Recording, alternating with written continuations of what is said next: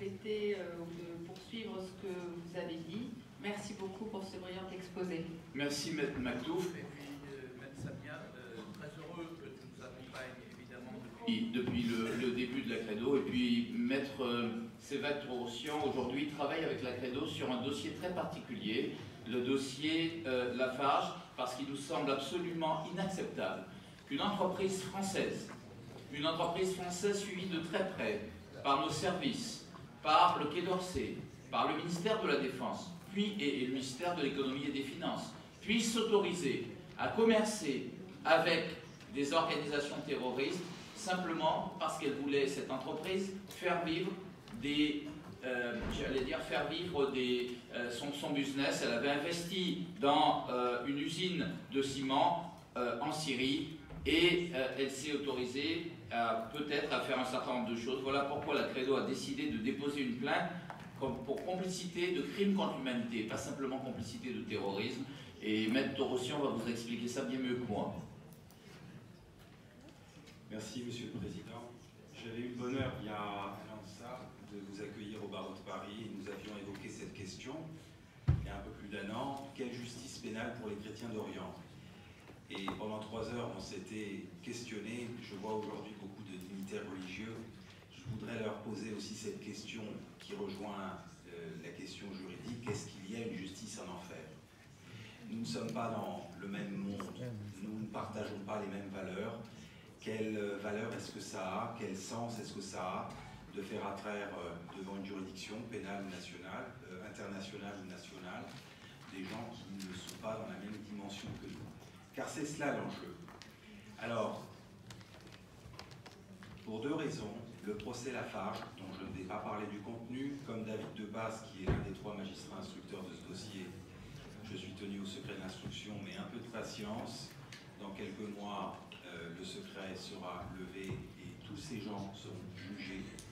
Le dossier Lafarge est, à mon avis, un tournant historique en matière de crimes contre l'humanité, pour 2 raisons. La première raison est que c'est la première fois qu'une société commerciale, donc une personne morale, est mise en examen, inculpée, on va dire dans d'autres langues, pour complicité de crimes contre l'humanité. C'est historique, il va y avoir sans doute un débat sur ce point, mais c'est essentiel. C'est essentiel pourquoi?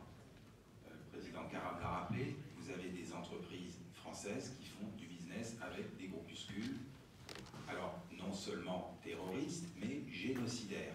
Le terrorisme, c'est en France. Ils ont sans doute participé en apportant de l'argent avec contrepartie à des groupuscules qui ont organisé des attentats en France. Ça, c'est en France, c'est à l'étranger. Sur le territoire Syrie-Irak, disons, c'est pas du terrorisme. Ce sont des crimes contre l'humanité. Ce sont 2 infractions différentes. Alors, c'est important pourquoi? On parlait, il y a encore quelques temps, du financement des organisations comme Daesh, à hauteur de 6 à 8 milliards de dollars par an. Laissez-moi vous dire une chose, sans financement de Daesh, il n'y a pas de Daesh. Ce ne sont pas les Syriens ou les Irakiens qui achètent les œuvres d'art, qui achètent le pétrole.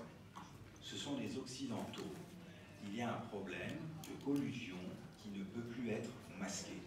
Les entreprises comme Lafarge vont vous expliquer « Oh, mais ça fait des décennies que les entreprises comme les nôtres, qui s'installent sur les territoires à feu et à sang, font du business, ou en tout cas ont des relations avec les groupuscules. C'est normal. » Ils sont complètement déconnectés de la réalité. Voilà. Il va falloir s'en prendre à la source, que ce qui est devenu normal aujourd'hui en France, aux États-Unis, en Angleterre, à savoir faire du business avec ces groupuscules, il va falloir que cette pratique s'arrête, parce que c'est ce financement qui permet à ces groupes terroristes de vivre. Voilà. Ça, c'est le premier intérêt. Alors, c'est une question juridique terrible. Est-ce qu'une personne morale peut être poursuivi pour complicité de crimes contre l'humanité. Qu'est-ce que c'est la complicité? En droit, c'est apporter sciemment aide et assistance à l'auteur d'un crime. Voilà. Donc le fait de vendre du pétrole, d'acheter du pétrole, de vendre du ciment, ou de verser chaque mois des enveloppes pour avoir des laissez-passer, pour circuler tranquillement, ça, c'est du business. C'est apporter une aide sciemment, en connaissance de cause, à un auteur qui est un criminel, et en l'espèce, un criminel contre l'humanité. Voilà. Le premier intérêt est donc là. Le deuxième intérêt de ce dossier, Lafarge, je vous dis, c'est un carrefour historique.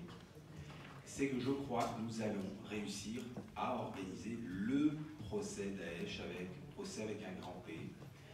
Et cela, de manière peut-être surprenante pour certains, à l'extérieur de la Cour pénale internationale ou ailleurs, en dehors d'un tribunal ad hoc, comme cela a pu être imaginé tout au long du XXe siècle. Je m'explique. Il y a plusieurs difficultés techniques. Ce n'est pas Daesh en réalité qui est l'auteur. Daesh, ça ne veut rien dire, c'est pas une organisation. Enfin, l'organisation, pourquoi pas, mais en règle générale, quand on amène quelqu'un devant une cour d'assises pour qu'il soit jugé, c'est une personne physique. Si Hitler s'était suicidé, c'est Hitler qui aurait été jugé.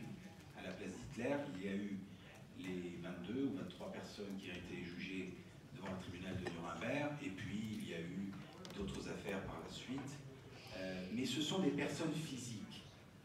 Le génocide arménien, pour aller plus loin, n'a pas pu être organisé. C'est ça notre grande douleur, qu'il faut éviter de répéter pour les chrétiens d'Orient. Il est hors de question que ce procès n'ait pas lieu parce que le traité de Rome, qui institue la Cour pénale internationale, ne compte pas parmi ses signataires l'Irak ou la Syrie. Ça, c'est un problème technique. Comment vous voulez attraire des Syriens ou des Irakiens si la Syrie et l'Irak ne sont pas signataires du traité de Rome? On ne peut pas, sauf procédure spéciale, saisine par le Conseil de sécurité, saisine directe, mais c'est compliqué. Deuxième problème, la Cour pénale internationale, aujourd'hui, c'est une instance extrêmement politisée. Le budget est extrêmement limité. Je ne sais pas ce qu'il faut en attendre. Alors, on s'est interrogé, donc, avec Patrick Karam et d'autres, il y a un an de ça, au barreau de Paris, sur quelle solution. Il y a en réalité deux grandes ouvertures, ce qu'on appelle donc la compétence internationale, celle de la CPI. Je ne sais pas ce qu'il faut en attendre, mais allez-y, il faut aller jusqu'au bout. Et puis, il y a aujourd'hui la compétence nationale. Et je crois que la solution, c'est presque miraculeux, va arriver avec le procès Lafarge. Le juge français aurait pu, dans un autre cadre, n'aurait pas pu, on va dire l'inverse, se saisir au nom de ce qu'on appelle la compétence universelle. Un crime a lieu sur un territoire étranger, sur des victimes étrangères, où il n'y a pas d'auteur français, il n'y a pas de français. Un juge français, comment est-ce que vous voulez qu'il soit compétent là-dessus?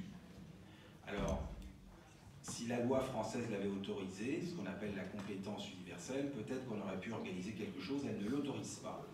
Donc il fallait un élément de rattachement. Cet élément de rattachement, on a fouillé. Il y avait le retour des djihadistes, mais ce n'était pas suffisant. Les procès Daesh aujourd'hui, qu'est-ce que c'est? C'est apologie, financement du terrorisme, association de malfaiteurs. Ce sont des infractions qui ne sont pas, à notre sens, à la hauteur du procès qui devrait être organisé.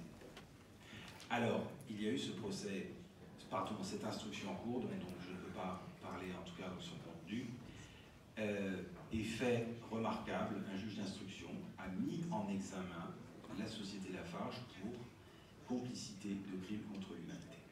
Et là, rien ne va plus. Rien ne va plus, parce que, je l'espère, si ce procès a lieu dans les mois, peut-être une année, un an et demi, je ne sais pas exactement, à venir, je crois que nous allons avoir le débat sur les crimes contre l'humanité du coup, subie par les chrétiens d'Orient, les Yézidis, à travers cet élément de rattachement qui est une société commerciale française. Alors la bataille va être très très difficile parce qu'en réalité ce n'est pas que l'extrémisme radical que l'on touche ici, ce sont les intérêts occidentaux et je crois que ce procès doit mêler très ouvertement les deux.